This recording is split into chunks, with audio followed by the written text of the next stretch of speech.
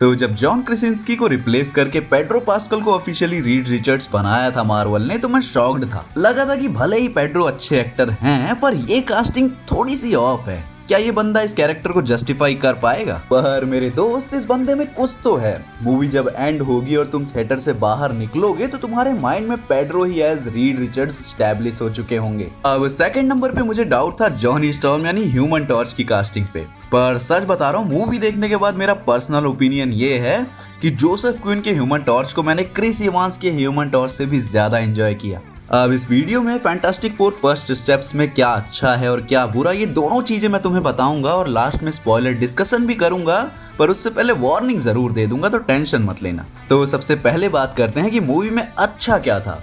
अब 1 घंटे 55 मिनट के इतने कम रन टाइम के बाद भी ये मूवी पूरी फैंटास्टिक फैमिली को सुपरबली इंट्रोड्यूस करा देती है। अब आने वाली मूवीज में तुम हर एक कैरेक्टर से ऑलरेडी कनेक्टेड रहोगे, स्पेशली ह्यूमन टॉर्च से। अब सूजन स्टॉर्म को पहली बार लाइव एक्शन में इतना पावरफुल दिखाया है कि असली टक्कर वही देती है गैलेक्टस को। और अपने रीड रिचर्ड्स भैया का कैरेक्टर थोड़ी सी डार्क वाइब्स भी देता है कभी कभी, कॉमिक्स के जैसे, कि वो अपने साइंस एक्सपेरिमेंट के चलते, भले ही वो दुनिया की भलाई के लिए ही क्यों ना हो, किसी भी हद तक सेक्रीफाइस करने के लिए रेडी है। और ये बात उसके कैरेक्टर की थोड़ी सी डराती भी है। ससुरे ने एक बार ह्यूमन एवोल्यूशन को नेक्स्ट लेवल पहुंचाने के लिए जानबूझ के अपनी ही फैमिली में ज़ॉम्बी वायरस इजेक्ट कर डाला था। बात करें द थिंग की, तो वो बस इस मूवी में तोड़ फोड़ करने या बस मारा मारी के लिए नहीं था। उसे तुम एज प्रोफेसर हल्क की तरह मान सकते हो, जो ताकतवर प्लस समझदार भी है और पूरी मूवी में रीड की हेल्प करता है साइंस के थ्रू दुनिया बचाने में। अब अगर विजुअल्स की बात करूं तो स्पेस का एक इंटेंस सीक्वेंस है,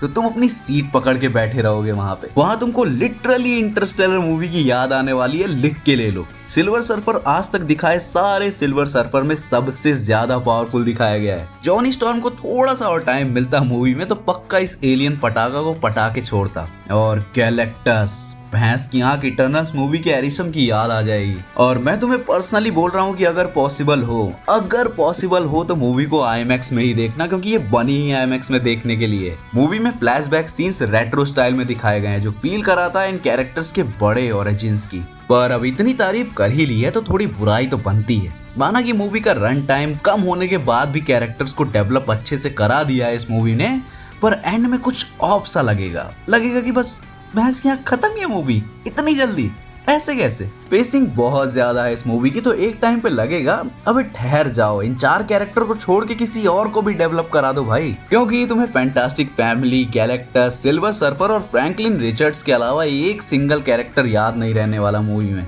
इसके अलावा एक और अदर पॉइंट मूवी में कि थंडरबोल्ट्स के पोस्ट क्रेडिट सीन में दिखाया गया फैंटास्टिक फोर का सिर्फ कहीं भी कनेक्ट नहीं करता है। तो चाहो तो तुम इस चीज को लेकर MCU को थोड़ा सा तो गरिया ही सकते हो, जिसकी वजह से as a standalone movie ये बवाल है। पर अगेन डेडपूल 3 मूवी की तरह एज अ सिनेमैटिक यूनिवर्स ये ज्यादा कुछ ऐड ऑन नहीं करती है। अब इस सब की वजह से डूम्सडे ये सब सेटअप करने का कितना बोझ उठा पाएगी वो देखने लायक होगा, क्योंकि आप एक ही मूवी में कितनी चीजें कनेक्ट कर डालोगे। MCU की ओल्ड ऑडियंस को भी कभी कभी प्रॉब्लम हो जाती है सारे धागों को आपस में कनेक्ट करने में, तो न्यू फैंस तो बेचारे कंफ्यूज आते रहेंगे। खैर, ये तो थे अच्छे और कुछ बुरे पॉइंट्स इस मूवी के। अब आते हैं स्पॉइलर डिस्कशन पे। तो अगर तुमने मूवी नहीं देखी है तो उल्टे पांव वापस चले जाओ। तो थंडरबोल्ट्स मूवी का पोस्ट क्रेडिट सीन जो इस मूवी में कहीं पे भी कनेक्ट नहीं कर रहा था, वो शायद कनेक्ट कर सकता था उस मोमेंट पे जब जॉनी स्टॉर्म गैलेक्टस को पोर्टल में धकेल रहा था, तो शायद वो भी उसके साथ पोर्टल में चला जाता और जॉनी को ढूंढते ढूंढते फैंटास्टिक फोर 828 यूनिवर्स में पहुंच जाती है MCU के 616 यूनिवर्स में, और वहीं पे ये पोस्ट क्रेडिट सीन थंडरबोल्ट्स वाला कनेक्ट करता।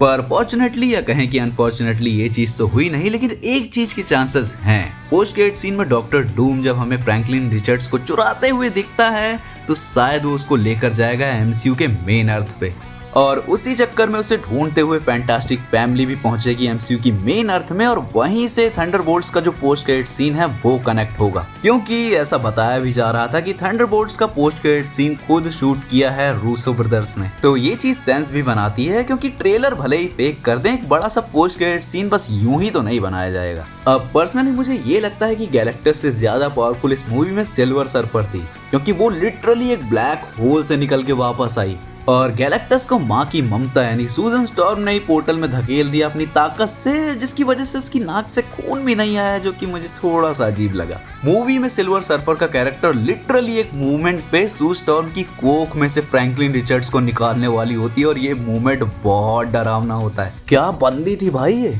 अब रीड के कैरेक्टर को लेके तुम्हें थोड़ा सा डिसअपॉइंटमेंट होगा क्योंकि उसके एक्शन सीन्स ज्यादा नहीं है और एक मोमेंट पे तुम्हें ऐसा लगेगा कि ये बंदा लिटरली निपटने वाला है मल्टीवर्स ऑफ मैडनेस के जैसे। पर ये भी है कि स्ट्रेचिंग पावर से तुम क्या ही कुछ बेटर एक्शन सीन्स दिखा सकते थे क्योंकि बाकी चीजें कवर कर ली जॉनी स्टॉर्म और सू स्टॉर्म ने। रीड को इस मूवी में एज अ जीनियस ज्यादा टाइम मिला है, ना कि किसी एक्शन हीरो के तौर पे। तो पर्सनली मैं इस मूवी को देना चाहूंगा 3.5 आउट ऑफ 5। बाकी तुम्हें मूवी कैसी लगी कमेंट्स में जरूर बताना।